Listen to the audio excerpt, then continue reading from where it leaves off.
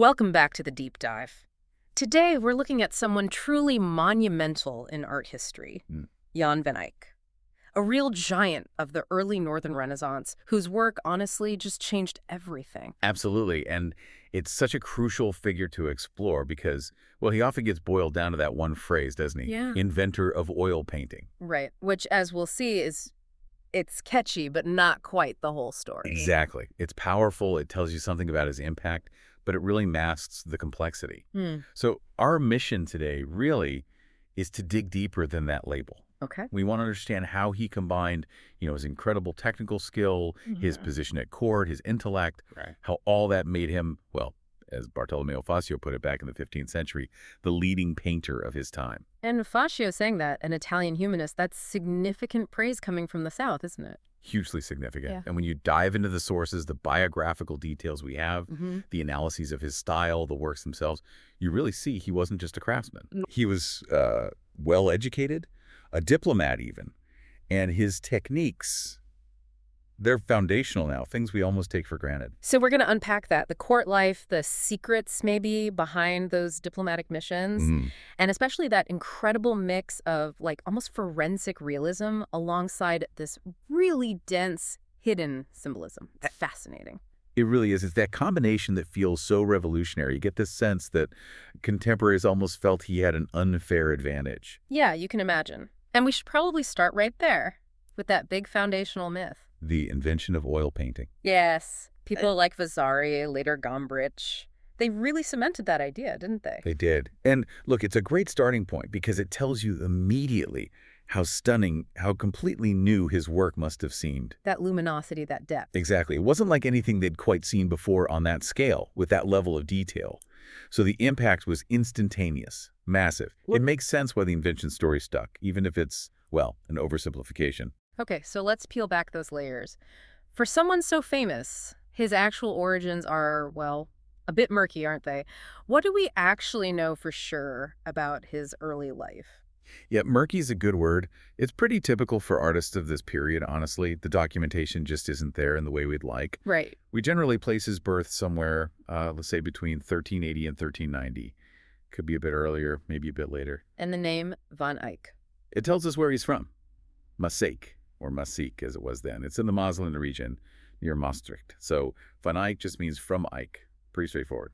Okay. And when does he first pop up in the records? Around 1422, maybe up to 1424. He's recorded as Meister Jan den Maler, Master Jan the painter. Master Jan, so already established by then. Yes, working for John III the Emidulus. He was the ruler of Holland and Hainaut, based in The Hague at the time. So Jan's already got a significant patron. Being called master in 1422, that implies he'd finished his training, probably had his own assistants, a workshop running. Absolutely. He's not an apprentice anymore. He's arrived professionally. And was this talent just out of the blue? Or was painting in the family? Oh, it definitely seems to have been a family affair. We know about his brother Hubert. The Ghent Altarpiece connection. Exactly. Hubert died in 1426. Given the timing, it's highly likely Hubert was Jan's master, the one who trained him during his apprenticeship. Makes sense. Then there's another brother, Lambert.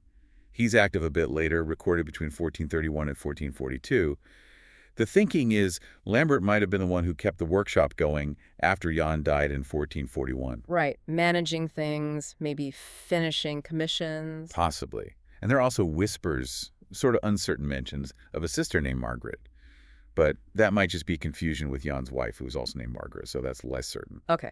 But what really seems to set Jan apart, even early on, wasn't just the painting skill, was it? It was his education. This is maybe the most crucial thing about him, beyond the art itself.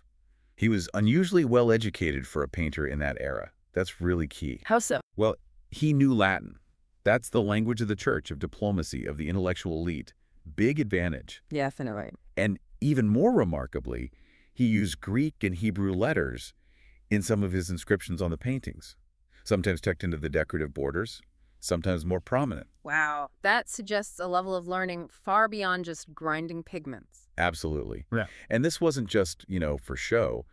This kind of cultural sophistication, this linguistic ability made him incredibly attractive to powerful, educated patrons.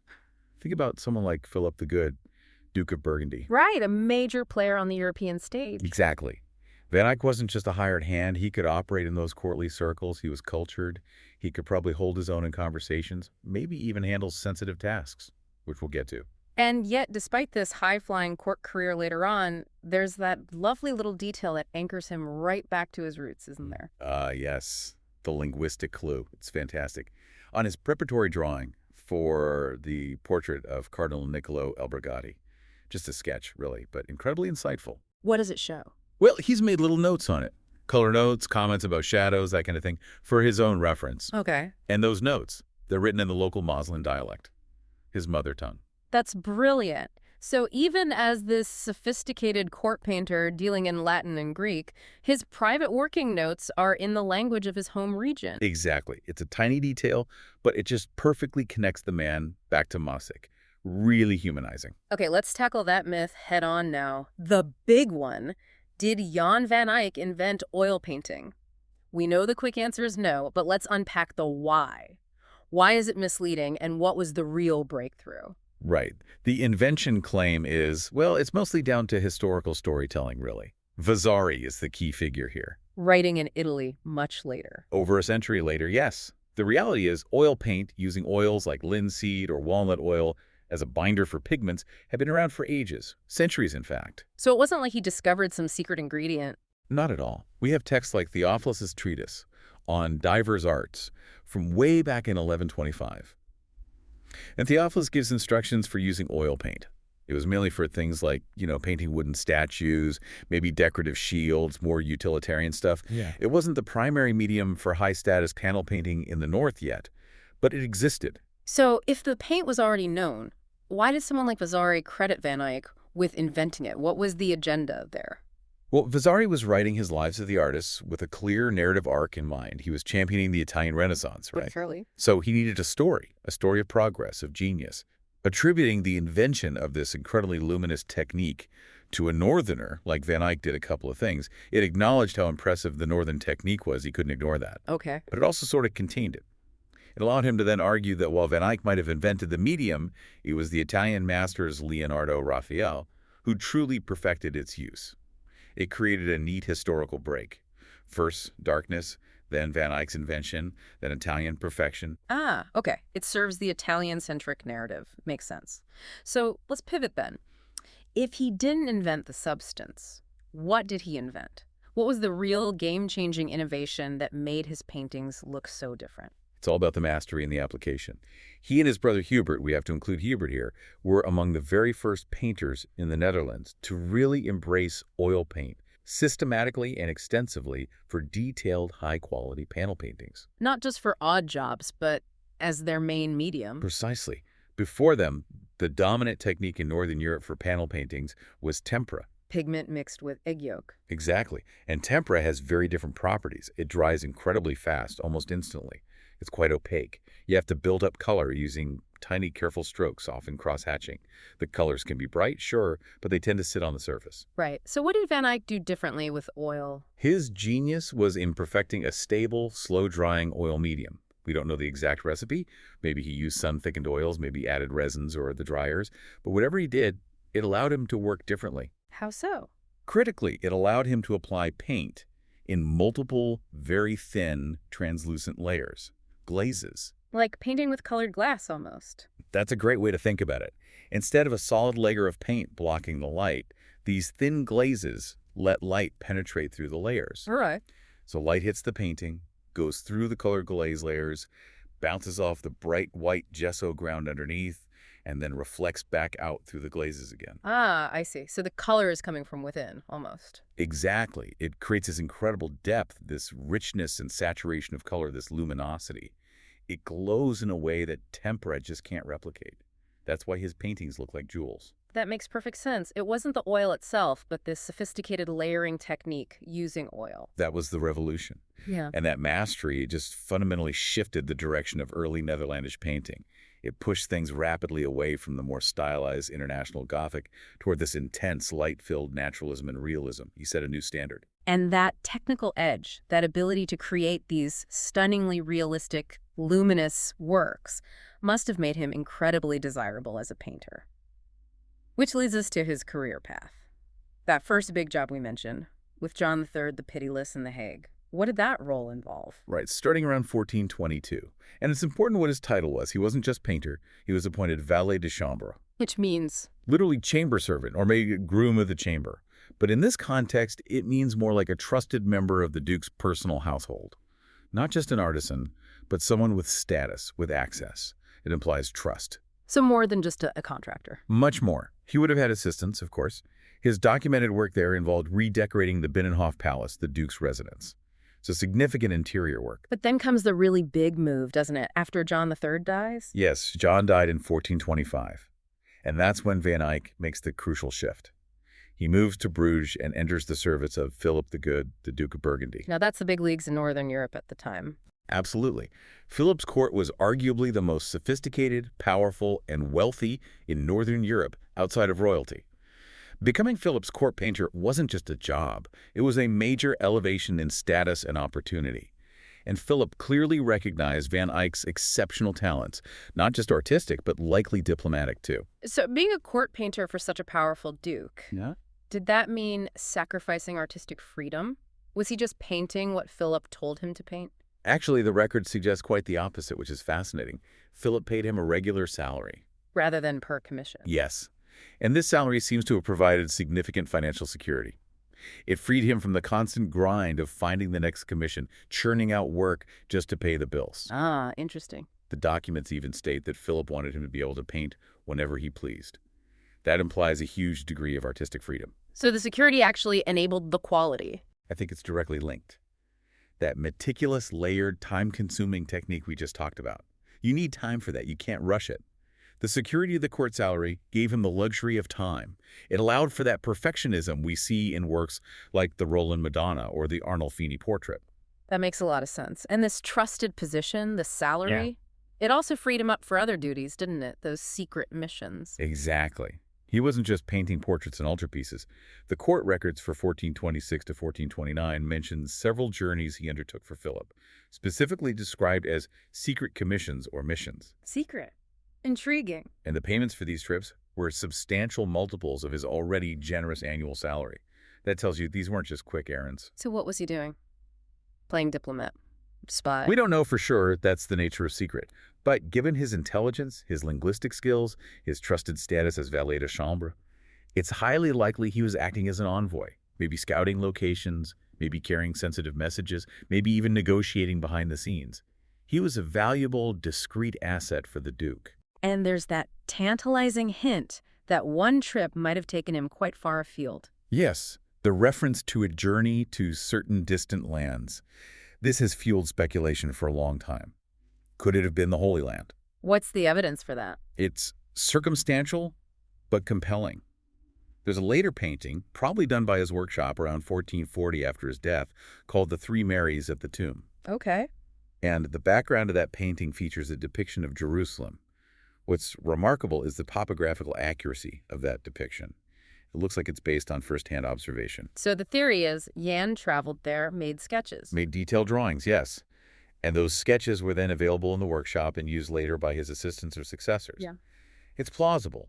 A pilgrimage or diplomatic mission to the Holy Land wasn't unheard of for someone in his position. But the mission we do have clear documentation for, the one that really shows his role and his integrity, is the trip to Portugal. Ah, the Lisbon mission of 1428. Yeah. Yes, this one is well documented and absolutely fascinating.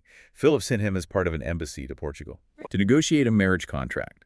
Philip was considering marrying Isabella of Portugal. Okay. And Van Eyck's role. His specific artistic task was crucial. Paint Isabella's portrait. Philip wanted to see what his potential bride looked like before committing. Wow. So the portrait wasn't just art. It was like a key piece of diplomatic intelligence, a visual vetting process. Exactly. Think about the pressure on Van Eyck. He has to be accurate. If he makes her look much better than she is, Philip might feel misled when he meets her. That could damage the whole alliance. Right. But if he paints her too harshly? He risks offending the Portuguese court, potentially jeopardizing the negotiations right there. It's a diplomatic tightrope walk. So what did he do? We don't have the portrait anymore, do we? No, the original's lost, sadly. But we know from records and copies that he painted two versions. And the consensus is that he painted her truthfully. The descriptions suggest Isabella was probably not particularly attractive, to put it delicately. Uh-huh. But Van Eyck didn't try to hide that. He captured her likeness accurately, maintaining her dignity as a princess, of course, but without resorting to excessive flattery. That's remarkable, that commitment to realism, even when it might be politically awkward. It really speaks volumes about his artistic integrity, and also about the trust Philip must have placed in him. Philip clearly valued that truthful observation over mere idealization. He needed reliable visual information. And the mission was a success. Yes. The embassy returned. Philip must have been satisfied enough with the portrait and the negotiations, because he and Isabella were married on Christmas Day, 1429. What a story. So after these diplomatic adventures, Van Eyck settles down more permanently in Bruges. Seems so. He bought a house there around 1432. He also got married around this time to Margaret. The other Margaret. Yes, his wife Margaret. Documents suggest she was about 15 years younger than him. She's referred to as Damoiselle Marguerite, which hints she might have come from the lower ranks of nobility. A damoiselle wasn't quite a dame, but had some standing. Okay. And they had children. Yes. Records indicate at least 2 children. So he established a family life there in Bruges, alongside running his busy workshop. And we get that lovely little glimpse into Margaret's life after Jan died, don't we? That humanizing detail. It's wonderful, isn't it? After Jan passed away in 1441, Philip the Good showed his continued high regard by granting Margaret a significant one-off payment, basically, Jan's annual salary paid out to her. What? Very generous gesture. Shows how valued Jan was. Absolutely. And then later, Margaret received a more modest pension from the city of Bruges, and the records show she invested some of her income in the state lottery. No way. Yes, it's just such a relatable detail. Here's the widow of this incredibly famous, successful artist living on a pension, and like so many people throughout history, hoping for a bit of luck, trying her chances in the lottery. It just grounds her, doesn't it? It really does. Fantastic. Okay, let's dive into the actual paintings now, the style itself. Because the core of Van Eyck's genius seems to be this incredible, almost paradoxical combination. On one hand, you have this move towards intense naturalism, realism. Almost hyper-realism sometimes. Yeah. But then, on the other hand, that realism is absolutely packed with hidden meaning, with complex symbolism. That's the absolute key to understanding not just Van Eyck, but much of early Flemish art. It's what the art historian Craig Harbison really emphasized. He called this blend of realism and symbolism perhaps the most important aspect of the school.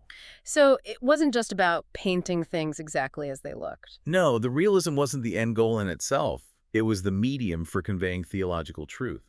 Van Eyck lived and worked in a worldview where the spiritual world and the material world weren't seen as separate. They permeated each other. God was in the details, literally. Pretty much. His technical skill allowed him to paint the material world with unprecedented conviction, but he did so in a way that revealed the spiritual reality within that material world. So how did he do that, this disguised symbolism as it's often called? How do you hide sacred meaning inside a scene that looks totally everyday? It's a deliberate strategy. It's subtle. He avoids obvious, older symbols like giant halos or floating angels most of the time. Instead, he weaves meaning into seemingly ordinary objects, things that belong in the scene naturally. Can you give an example? It helps to visualize it. Okay, think about the Arnolfini portrait. Probably his most famous work, right? Definitely. The couple in the room. Right. Now look closely. There's a single candle lit in that ornate chandelier. Just one. And it's daytime. Why? Good question. Well, interpretations vary, but common ones are that it represents the all-seeing eye of God witnessing the event. Or perhaps it's the nuptial candle, part of the marriage ceremony. Ah, okay. So an ordinary object with a specific symbolic weight. Exactly. Or look down at their feet. They've kicked off their wooden clogs or pattens. Why include those? Practicality. Muddy streets outside. Maybe partly. But it strongly echoes the biblical story of Moses and the burning bush taking off shoes because you're standing on holy ground. It suggests the room itself, the site of this potential marriage contract or betrothal, is sacred space. Wow, okay. So the discarded shoes aren't just clutter. Probably not. Or the fruit on the windowsill, often identified as oranges. Oranges were expensive, a luxury item, sure. But they could also symbolize innocence, paradise before the fall of man. Everything potentially carries meaning. So he's carefully choosing and arranging these real details to build a theological argument, almost. Precisely. He's rearranging descriptive data, as Harbison put it, to illustrate a supernatural truth. It's about linking the specific secular lives of his patrons, like Arnolfini, like Chancellor Roland, to the universal sacred narrative of sin, redemption, and salvation. Which means, as a viewer, you can't just glance at these paintings. Absolutely not. They demand slow looking. You look, then look again. The realism draws you in, but the full meaning only unfolds as you start to decode these layered symbols. It's like a visual puzzle. In a way, yes. The ultimate message across his religious works tends to revolve around that core Christian idea, the journey from sin and death through salvation and eternal life, facilitated by Christ and the Church. And the figure who often embodies that connection is the Virgin Mary, right? She's central in so many of his works. Hugely central. And her depiction reflects the specific religious concerns of the early 15th century. How so? Well, this was a period where the doctrine of purgatory was becoming much more prominent in people's minds. The idea that most souls needed purification after death before reaching heaven. Right, and people wanted help navigating that. Exactly. They sought powerful intercessors, figures who could plead their case with God, and who better than Mary, the compassionate mother of Christ? Her cult grew enormously. Which explains why wealthy patrons would commission paintings featuring her, like Canon van der Pale. Precisely. Having yourself painted alongside the Virgin and Child wasn't just piety, it was a spiritual investment, a way of securing her favor and intercession. Van Eyck typically presents Mary in one of three main roles: the loving mother of Christ, the majestic queen of heaven, or as the embodiment of the Church itself, the Ecclesia Triumphans. And this idea of Mary as the Church leads us to one of his most striking, maybe initially confusing visual choices, the scale issue, especially in the Madonna in the church.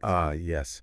That painting is fascinating. If you look at it, Mary is just enormous. She towers inside that Gothic church interior. Her head is almost level with the Triforium gallery, which would be, maybe 60 feet high in reality? She's impossibly huge for the space. Completely. And this goes against the naturalism we see elsewhere. It's a deliberate distortion of scale, likely borrowed from older traditions, like Italo-Byzantine icons, where relative size indicates importance. So how was this originally interpreted? Well, in the 19th century, when strict realism was king, some art historians saw it as a flaw, maybe a sign of immaturity, a young artist still figuring out perspective. But that's not how we see it now. No, thanks largely to Erwin Panofsky's influential interpretation from 1941. Panofsky argued the scale is entirely intentional and symbolic. What's the symbolism? Mary is the church. She's not just in the church. She personifies the church. As the vessel who contained Christ, she symbolically contains the entire body of the faithful. Her immense size reflects her theological significance, deliberately overriding physical realism. So it's not Madonna in a church. It's Madonna as the church. Exactly. And this reading is reinforced by other details, like inscriptions woven into her robe, quoting passages from the Book of Wisdom that associate her with light and the spotless mirror of God. It's all part of this symbolic program. So the architectural setting looks real, but the figure scale is symbolic. That's the blend again. Perfectly. And what's also interesting is that those incredibly detailed architectural settings, the columns, the arches, the floor tiles, they are actually depictions of real specific buildings. Wow, they look so convincing. They do. But scholars have tried and failed to identify them. It seems Van Eyck constructed them. They are idealized composite structures. He built the perfect church in paint. Sort of, yes.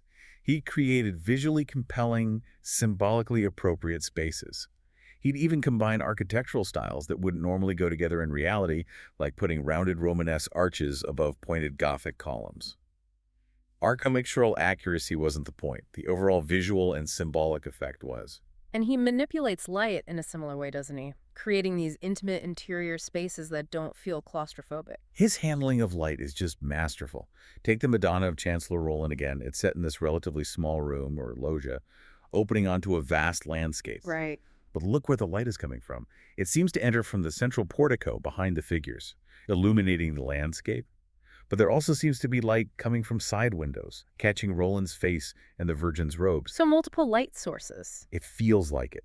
He's subtly controlling and manipulating light, likely from imagined sources, to model the figures perfectly to create the right atmosphere, the right spiritual intensity. It's not necessarily physically logical, it's optically and emotionally effective. And that sometimes leads to weird spatial moments, like in that same painting, the exit from the loggia. Ah, yes, the Roland loggia problem. If you look at where Roland and the Virgin are kneeling, they seem quite close to the ornate screen or wall overlooking the landscape, maybe 6 feet away, tops. Okay.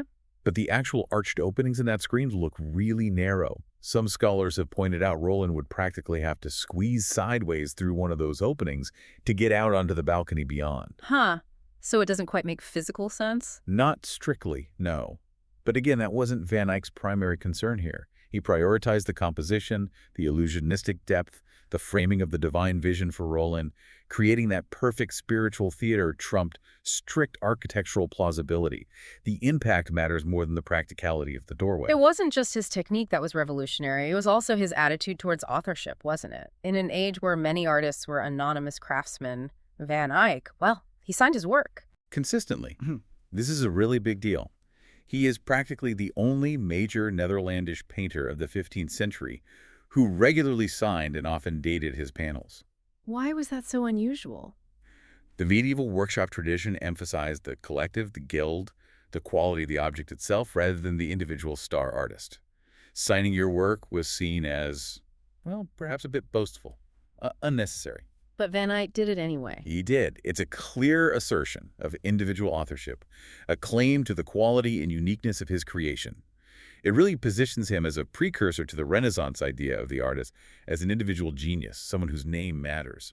It's about building a personal legacy. And he often signed with that distinctive motto, didn't he? Yes, the famous ALSICH can, usually translated as I can or as best I can. Which sounds quite modest. It sounds modest, but it's cleverer than that. Firstly, it's almost certainly a pun on his own name. Ick. Ick, as Ick can. I never caught that. Eikic. Exactly. And sometimes he even wrote it in Greek letters, adding another layer of intellectual flair. And that specific spelling, ICH, with the aspirated she sound, that points directly back to his Limburgish dialect, his home region again. So, okay, it's a pun, but the meaning, as I can, is it genuine humility, like, I did my best, forgive the flaws? That's one interpretation, and it fits with certain medieval literary conventions of authors expressing modesty. But given the astonishing quality of the paintings themselves and the often prominent, even decorative way he includes the motto. You think it's more of a boast? Most art historians lean that way now, yes. It's more likely a kind of playful but confident assertion, like saying, this is the best that I, Jan van Eyck, can do, and my best is unsurpassed. It's a mark of quality assurance, almost a brand guarantee, delivered with a slight wink. As only I can, perhaps. Exactly. And the style of the signature itself often reinforces this. He frequently used a kind of decorative script that was typically reserved for legal documents, for official acts. Lending it a sense of authority. Precisely. Like it's been notarized. The most famous example, of course, is on the Arnolfini portrait. Right there on the back wall, in elegant script, Johannes de Eyck, Futhikiek, 1434. Jan van Eyck was here 1434. It's not just Jan van Eyck made this. It's Jan van Eyck was here. It's a witness statement. He's inserting himself directly into the scene, recording his presence at this significant event. It's an extraordinary act of self-assertion. That focus on the individual himself, but also his sitters, seems perfectly timed with what was happening socially, right? The rise of portraiture. Absolutely.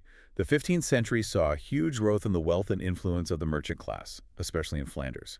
People like Giovanni Arnolfini, Jodocus Vits, who commissioned the Ghent Altarpiece. They weren't aristocracy, but they had money and status. And they wanted their portraits painted. Yes. Combined with emerging humanist ideas about the value and importance of the individual, portraiture was no longer just for kings and dukes. There was a growing demand from this affluent middle class for realistic likenesses, records of themselves and their families. And Van Eyck, with his revolutionary oil technique, was perfectly equipped to meet that demand. Perfectly. Those translucent glazes were ideal for capturing the subtleties of human flesh, the textures of rich fabrics, the glint of jewelry. He could achieve a level of strikingly vivid likeness that was simply astonishing at the time. And he established certain conventions in portraiture too, didn't he? He really did. He popularized, maybe even standardized, several key elements. The three-quarter view of the face, not full profile, not full front, but that engaging angle became the standard for European portraiture for centuries, largely thanks to him. Why is that view so effective? It gives a better sense of volume and personality than a flat profile, but it's often considered more dynamic and less confrontational than a full frontal view. He also mastered the use of directional lighting, often coming from one side, to model the face and create a sense of depth and character. And the plain backgrounds. For many of his single portraits, yes, he often used a flat, dark, usually black or very deep green background. This isolates the sitter, eliminates distractions, and forces all your attention onto their face, their expression, their inner life.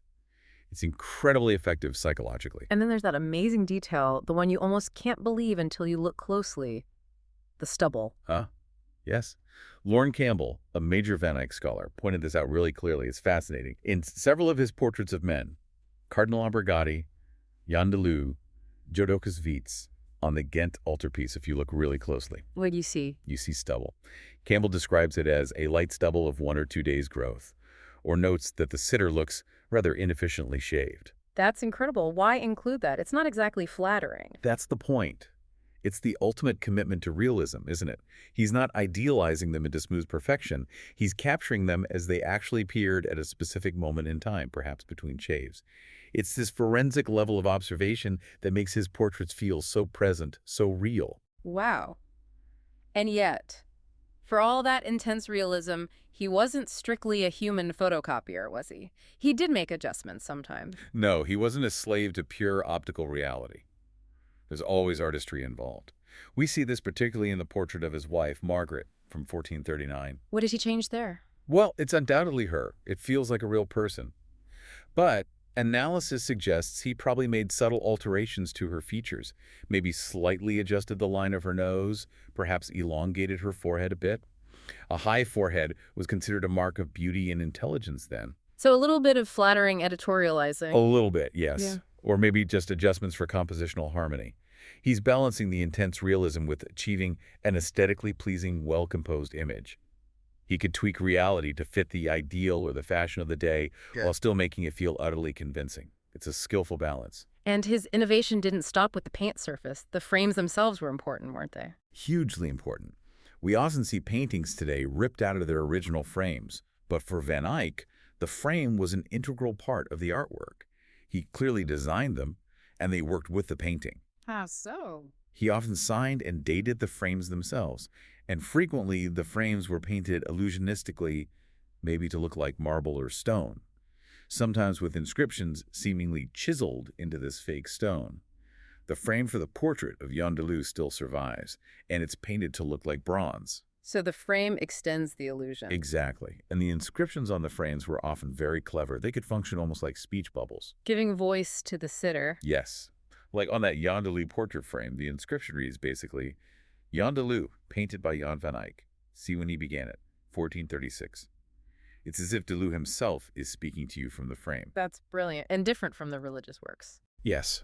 On religious commissions, the frame inscriptions usually serve a different purpose. They often detail the patron's name, their piety, the fact that they commissioned the work for their salvation, like on the frame of the Virgin and Child with Canon Vanderpeel. It acts as a permanent record of the donor's charitable act. And the frames could even break the barrier between the painted world and ours. That was another clever trick. He often incorporated a painted ledge or parapet, sometimes as part of the frame itself, sometimes just inside it. Like a windowsill? Sort of. And then he'd have the sitter rest their hands on this ledge, or maybe a piece of their clothing would drape over it. We see this in copies of the loft portrait of Isabella of Portugal. What does that do visually? It makes the sitter seem to project out of the painting into the viewer's space. It breaks that flat picture plane and creates a much more direct, almost interactive connection between the painted person and you, the viewer. It's a surprisingly modern effect. Okay, let's take a moment to highlight some of the absolute must-know works, the core pieces that define his legacy. Well, you have to start with the Ghent Altarpiece, finished in 1432, co-signed with his brother Hubert, though the exact division of labor is endlessly debated. The huge multi-paneled work. Exactly, commissioned by Jodocus Vits for Ghent Cathedral. It's just epic in scale and ambition, often seen as representing the final conquest of reality in the North, just an astonishing accumulation of detail, symbolism, and technical brilliance. It's the benchmark. But that incredible detail, that almost microscopic realism, could its roots lie somewhere unexpected? Not in panel painting initially. You're thinking of the manuscript illumination connection. Oh. This is fascinating, though still debated. It involves the Turin Milan hours, a very luxurious illuminated manuscript. Okay. Art historians have identified different artists, or hands, who worked on it. One of them, known only as Hand G, produced miniatures of absolutely breathtaking quality and realism, dating from around 1420. And Hand G might be Might be Jan van Eyck. The style's incredibly close to his later panel paintings, just on a tiny scale. If this attribution is correct, and it's a big if, then these miniatures would be his only known early works. Which would suggest what? It would suggest that maybe his revolutionary skills in oil painting, that ability to render minute detail with such precision, actually developed first in the context of manuscript illumination. That working small trained him to see and paint big with such clarity. It's a really provocative idea about his development. Interesting. And what about his peak period for panel painting? When was he producing his most iconic works? The mid-1430s seem to be an absolute high point, roughly 1434 to 1436. In just those few years, he produces an incredible string of masterpieces. Like what? Well, you've got the Arnolfini portrait, 1434, the Madonna of Chancellor Roland, around 1435, the beautiful, intimate Lucca Madonna, maybe 1436, and the monumental Virgin and Child with Canon Vanderpale, 1436. It's just an extraordinary burst of creativity and technical perfection. It's staggering to think of producing all those in such a short time. But we also need to remember that what we have is likely just a fraction of what he actually painted, right? There are lost works. Oh, definitely. Many works are mentioned in records or known only through later copies. We already talked about the lost portrait of Isabella of Portugal. Right. Any other significant lost ones? Perhaps the most intriguing is a painting known as Woman Bathing, or sometimes Lady at Her Toilet. We don't have the original, but we know what it looked like because it was depicted hanging on the wall in a later gallery painting from 1628. A painting within a painting. Exactly. And what's fascinating is that this woman bathing apparently included several elements very similar to the Arnolfini portrait. Such as? A convex mirror reflecting the room, discarded clogs or slippers on the floor, even a small dog, possibly the same breed. Wow, so he was reusing motifs. It certainly suggests he had a repertoire of successful compositional devices and symbolic elements that he might adapt and reuse across different commissions, perhaps especially for private domestic scenes. Makes you wonder what other connections existed in works now lost. Indeed. So Van Eyck dies in Bruges, July 9th, 1441. What happens immediately after? His reputation as workshop. Well, as we mentioned, his patron Philip the Good acted immediately, making that generous payment to his widow, Margaret. That shows the high esteem he was held in right up to the end. And the workshop, did it just dissolve? No, it seems to have continued, at least for a while. It was likely taken over by his brother Lambert, maybe with Margaret's involvement too. They would have had unfinished commissions to complete. Like what? The small Crucifixion and Last Judgment diptych in the Met is often thought to have been finished by the workshop after Jan's death, particularly the upper sections. They also likely produced new works based on his existing designs and patterns. Paintings like the Insel Madonna are often attributed to the workshop. So they kept his style going, disseminated it further. Exactly. Ensure the Van Eyck brand, if you like, continued to circulate immediately after his death. And his reputation beyond Flanders, did it take time to grow or was it immediate? It seems to have been pretty immediate and widespread, which is remarkable. It wasn't just local fame. His work clearly traveled or was talked about. We see Italian humanists praising him very soon after his death. Like who? Ciriaco de Pizzacolle mentions him admiringly in 1449. And then Bartolomeo Faccio, who we started with, writing his book on famous men in 1456, explicitly calls Van Eyck the leading painter of the day. And Faccio was writing in Naples, right? Far from Bruges. Exactly. That recognition from Italy, the heartland of the Renaissance, is hugely significant.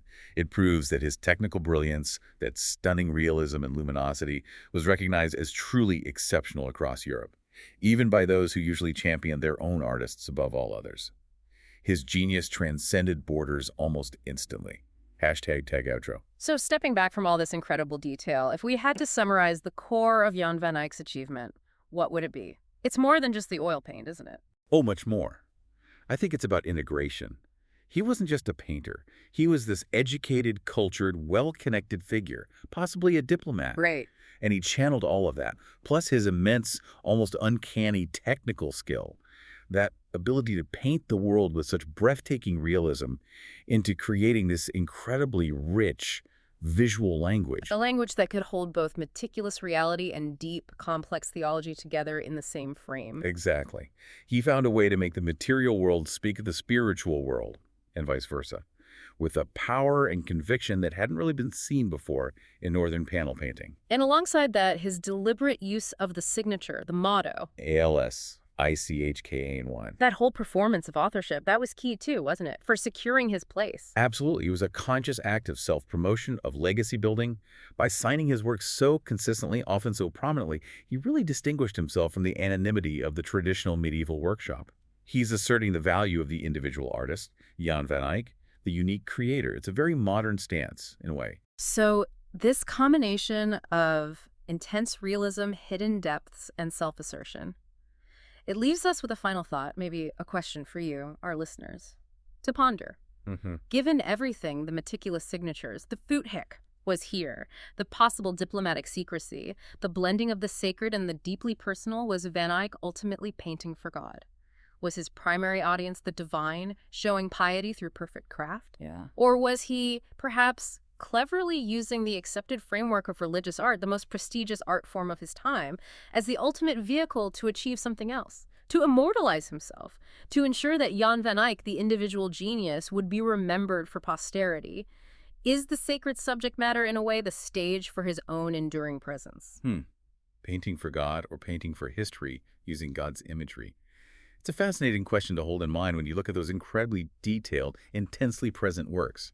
Perhaps the answer lies somewhere in that shimmering, ambiguous space between the two. Something to think about next time you encounter one of his masterpieces. Thank you for joining us on The Deep Dive. We'll see you next time.